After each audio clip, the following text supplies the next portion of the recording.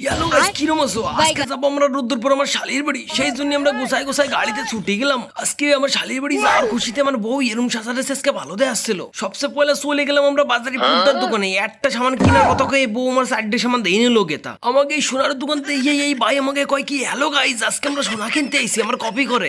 পরে সোনার উপর কিনে গাড়িতে তেল ভরে চলে গেলাম আমরা ওই জঙ্গলের রাস্তা, জেনে খুবসুরত নাজার আসে।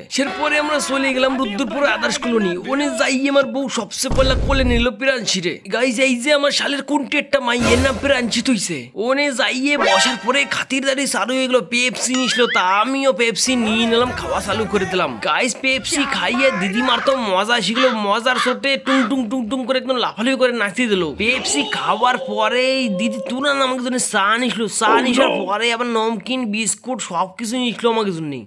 পরে আমরা চলে গেলাম খাতি যাইয়া এই বৌদি এরকম বড় বড় হাড্ডি একদম সাবাই গুড়ি গুড়ি করে খাইলা দিল। সে আর আমাদের হবে না মনে হয়। পরে আমার শালের পুজো দিয়ে দিল, আর মায়ের রাস্তার পর থুইয়ে ধরতি মার আশীর্বাদ দিয়ে দিল। পরে আমার শালিরে কলকে সবার সেবা দিস। আমার শালি একদম মন দিয়ে সবার সেবা দিয়ে দিল।